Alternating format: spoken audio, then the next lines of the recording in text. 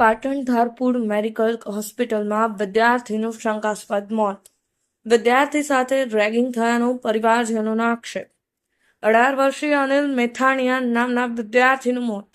MBBSના પ્રથમ વર્ષમાં અભ્યાસ કરતા વિદ્યાર્થીનું મોત. સુરેન્દ્રનગરના જેસરડા ગામના વિદ્યાર્થીનું મોત.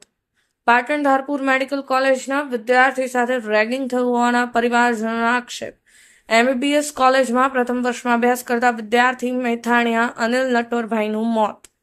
મળતી માહિતી મુજબ પ્રથમ વર્ષમાં અભ્યાસ કરતા વિદ્યાર્થીનું ત્રીજા વર્ષમાં કોલેજમાં અભ્યાસ કરતા વિદ્યાર્થીઓએ રેગિંગ કર્યું હોવાની વિગતો આવી સામે. મેથાણીયા અનિલભાઈ નટવરભાઈ સુરેન્દ્રનગરના જેસડા ગામના વતની હોવાનું જાણવા મળ્યું છે. અનુલ રામાનુસ, પાટણ ન્યૂઝ 24, રાધનપુર. હજી 1 મહિનો જ થયો છે.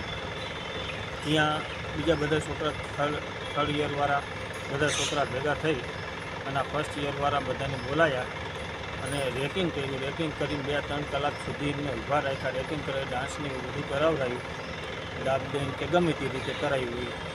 પછી ત્યાંના છોકરાનું કહેવું એવું થતું કે ચક્કર આવી અને પડી ગયા છે અને પડી ગયા તરત જ એનું હાથ બેસી ગયું અને મૃત્યુ પામેલ છે.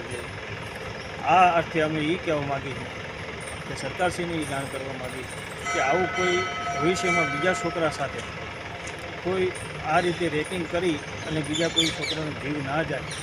અને તટસ્થ અમારી માગણી છે કે આના પાછળ આ જે મૃત્યુ પામેલ યુવક એ તટસ્થ તપાસ થાય. જિલ્લા વડા પોલીસ, તાલુકા પોલીસ જે હોય બરાબર આ બધી તપાસ સંપૂર્ણ કરી યોગ્ય તપાસ કરે એવી અમને માગ છે. આ કોલેજ ઉપર